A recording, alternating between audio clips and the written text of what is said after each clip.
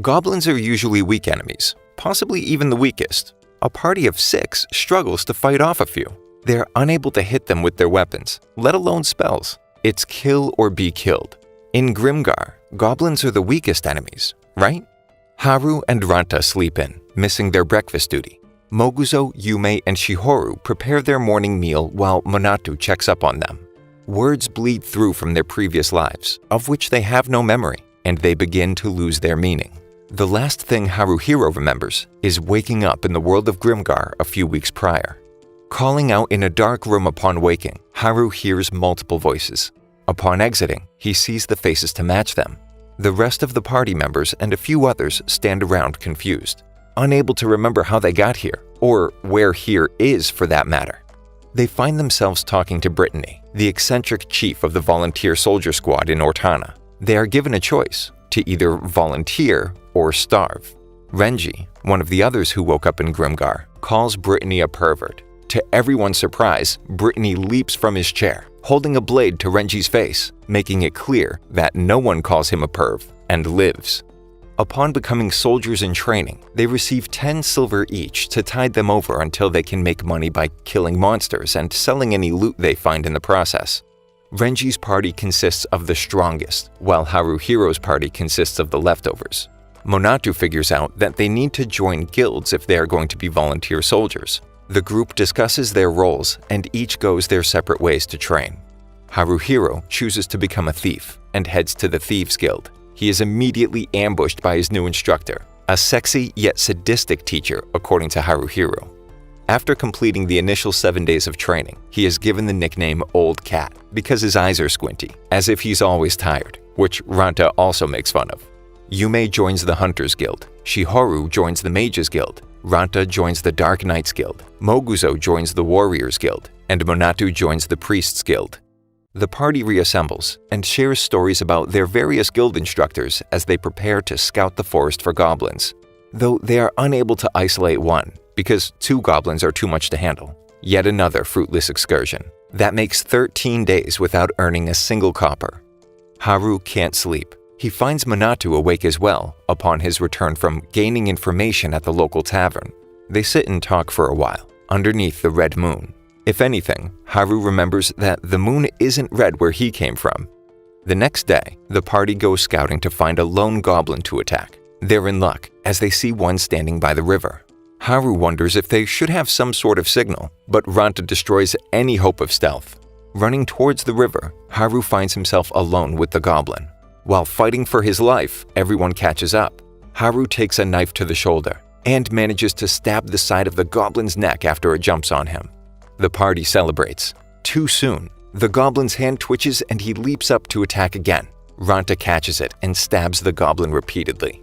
Everyone is shocked. This is the first time anyone has taken a life. They sell the silver piece and black wolf's fang they looted from the goblin and take the rest of the day off to go shopping. The guys get ready for bed after having a bath, but Ranta has different plans. He's going to sneak into the bath to catch a glimpse of the girls. The others are not on board. The guys apologize. Well, everyone but Ranta. He admits to breaking the wall trying to peep and gets a well-deserved slap from Yume. Out in the rain, tracking is out of the question, and the tension between the guys and girls is palpable. The next 3 days are even less fruitful. The party doesn't make a single copper. They go to the old city of Demuro to hunt down goblins and practice tactics so they are able to take on more than one enemy at a time. They're in luck. They finally got some loot and earned some money. Haru is finally able to buy new underwear, having worn the clothes that were on his back when he arrived in Grimgar. That night, Yume encourages Shihoru to talk to the boys despite her shyness, while Haru values Monatu as the group leader and as a friend. Haruhiro double-checks how long it's been since they arrived in Grimgar before bed. By his count, they've been there for 23 days. The party acquires some new skills and intends to practice them on some goblins. Yume is learning close quarters combat before she is proficient with a bow. She uses the diagonal cross to help Haru cut down a goblin. Ranta learns the skill Anger, yelling the name every time he uses it, and every other skill for that matter. Similarly, Moguzo says thank you every time he uses his new skill Rage Blow when locking weapons. Monatu learns Smash so he can be on the front lines but still heal the party. It's a successful day so far, though Minato skips over Haru when going over everyone's unique strengths they bring to the team. He vows to ask him later, if he ever gets the chance. Haru notices a crossbow bolt reflecting in the sun as he walks behind Minato. Leaping into action, he pushes Minato out of the way, taking the bolt to his left shoulder and one right through his left calf. Haru drops his black blade dagger in the commotion as Minato gets him into cover to heal his wounds. More goblins, but not your everyday run-of-the-mill goblins. One is giant, with a club to match, while the other is skinny, blue, and much taller than any goblin they've seen thus far. The party begins their retreat, and just when it looks like it's safe to rest, Minato collapses, an arrow lodged in his back. The wound is grievous, and Minato is all out of magic. The party dresses the wound, rushing to the priest guild to ask Minato's master to save their leader and friend. Bursting through the door, Minato in tow, they beg the priest to heal him. There's only one problem. You can't heal the dead. There's a curse, explains the master priest, which reanimates corpses after 3 to 5 days, and that they should cremate him to avoid such a fate. They heed his warning and shell out the expenses for a funeral and gravestone in honor of their friend. The party stands over their newly departed comrade, paying their respects, until Ranta decides to leave, which merits yet another slap from Yume. He ends up in the tavern, where Haruhiro and Moguzo find him. The trio argues about Minato's death, who is responsible, and what they're going to do now. One of those who awoke in Grimgar joins them, wondering where their leader is. Offering half-hearted condolences, he suggests finding a new priest. He even has a name in mind, Mary. On their first excursion, Mary is very cold and short with the rest of the party members. She doesn't agree with their strategy and refuses to heal in the middle of battle. Ranta keeps losing his temper with her, and she puts him in his place more than once. Back at the tavern, Haru, Ranta, and Moguzo drink and complain about the latest addition to the party. Renji enters the tavern and, to their surprise, makes his way to their table. He had heard about Minato's death and wanted to offer his condolences, which consists of him tossing a gold coin on their table and walking away. Haru shouts after him to wait. With the entire tavern's eyes on him, he refuses to accept the money, dropping it into Renji's hand. Minato wouldn't have wanted them to accept his charity. Haru decides to speak with the girls and apologize for not consulting with them about new party members. Asking Yume if she's upset for not including them in the decision, she shoves him into the wall, telling him that's not what's wrong. Yume believes they are all friends, but the lack of communication seems to indicate otherwise. Haru apologizes, and they both break down over their shared grief for Minato. They embrace and lie together on the ground. Shihoru opens a window, only to clumsily attempt to close it before they realize she saw them in an easily misinterpreted position, though she apologizes profusely anyway.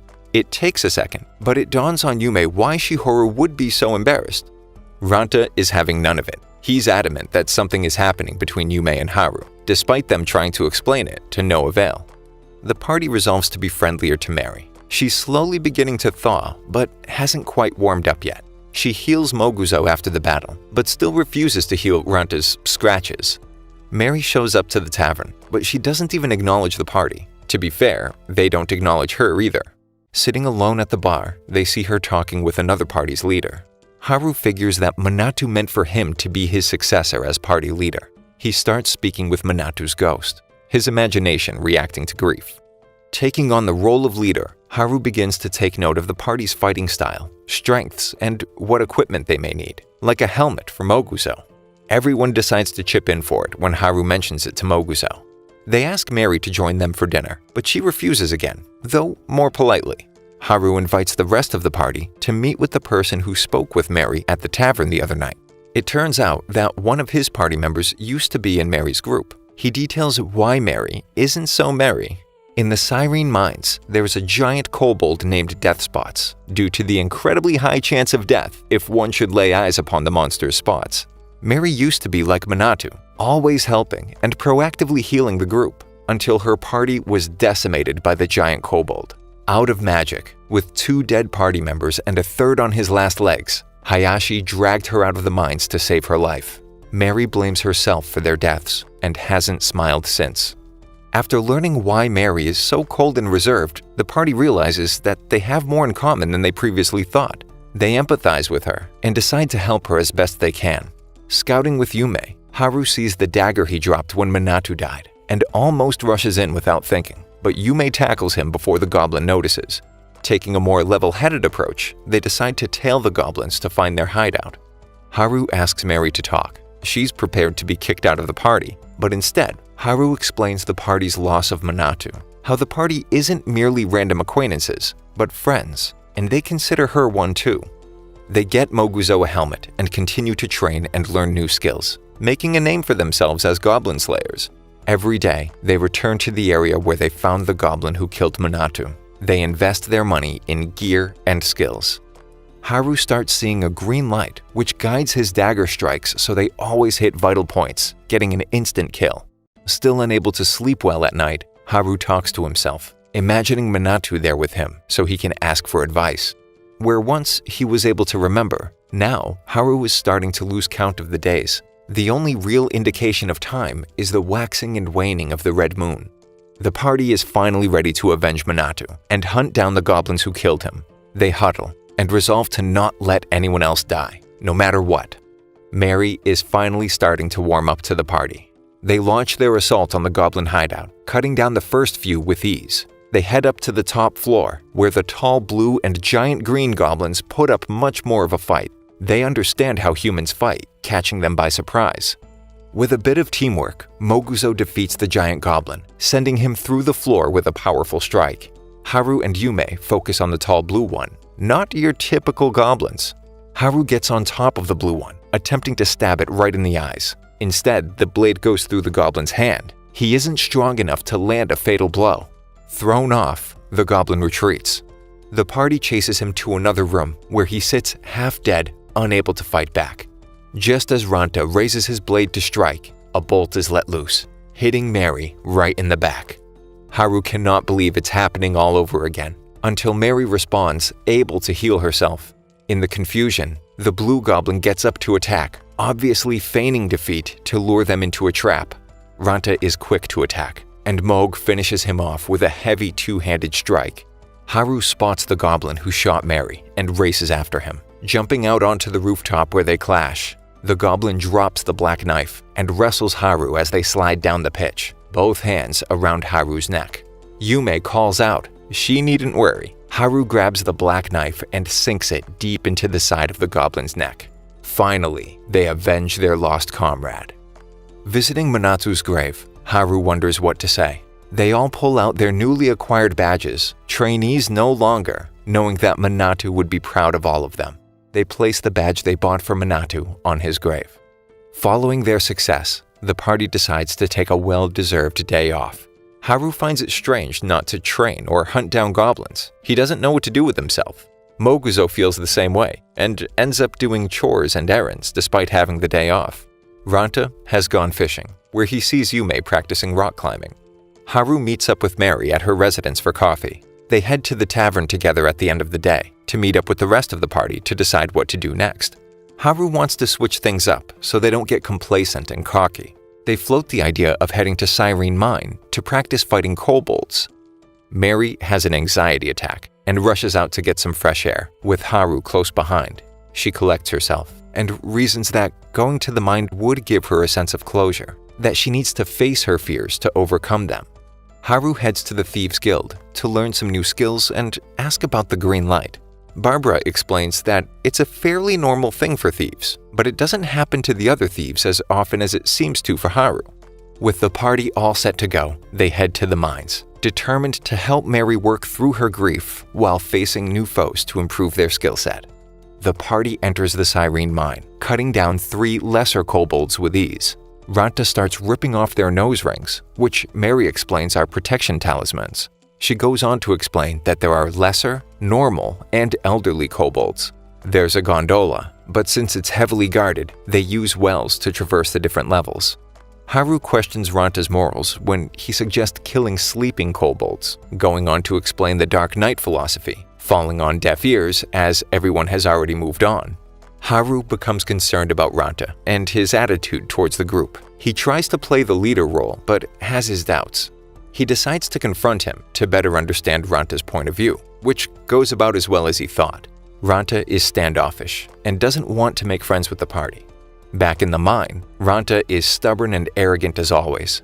They come to a level with an underground farm. Ranta sets off an alarm, alerting the kobolds. Not just any kobold either. Death Spots is on the prowl. Mary has a flashback of her old team getting ready to head to the mine. Haru's voice brings her back to reality. Death Spots is on the hunt, but Mary has the mine mapped out and directs the party to the Temple of Luminaris, a safe haven since kobolds rarely venture there. She finds the staff she left behind when suddenly 3 figures appear, the 3 party members Mary couldn't save. Having been raised from the dead due to the curse of the No-Life King, they still wander the mines. Mary learned a spell specifically to break the curse so she could put them to rest and relieve them of their suffering. A thief, warrior, and mage, Haru tries to strategize and analyze, but Ranta reminds him that he isn't Minato. They manage to hold out long enough for Mary to break the curse, turning them to ash. She thanks the party for helping put her friends to rest and getting the closure she needed. The party takes a moment to collect themselves when Death Spots bursts through the wall. They start running as Death Spots calls for backup. They are outnumbered. Everyone begins climbing scaffolding to reach the level above. Some of the beams break, and Haru finds himself in free fall until Ranta catches him by the arm. Just when it looks like they will all make it, the beams break underneath Ranta's feet. Haru tries to catch him, but fails. He falls, surrounded by enemies, and all alone. Everybody agrees to go back for Ranta. They made a promise that no one would die. They intend to keep it. Ranta makes it to the level above, escaping the clutches of Death Spots. Hiding out in a field, he accidentally alarms the whole level. Luckily, kobolds aren't the only ones within earshot. The party moves in on his position, but so does Death Spots, suddenly springing up from the level below. Yume uses her last arrow to blind his left eye as the party makes their escape. The coast is clear. Everyone is ready to go home, but not everyone is ready to let them. Death Spots lumbers up the shaft from the depths below. Haru jumps into action immediately, instructing the rest of the party to run, to live, as he and Death Spots tumble over the edge. Regaining consciousness, he sees them leave. Ranta demands that he make it out alive. Haru and Death Spots square up. Haru prepares to die when the green light appears and time slows down. A guiding line of light directs his blade towards Death Spot's one good eye. Making that no good eye, the blade connects and the behemoth crashes to the ground while Haru passes out. Upon waking up, Haru sees Mary and asks if this is heaven, to her amusement. The rest of the party is outside, in good spirits, throwing a large sack of 30 gold on the ground, the reward for killing Death Spots. They explain that since he's the leader, he should divvy up the spoils. Even though Haru's memories are gone, he gets to make new ones and is thankful for the friends he's made, determined to become a better leader while they explore the world of Grimgar together. Thank you for sticking until the end. Subscribe for more videos like this.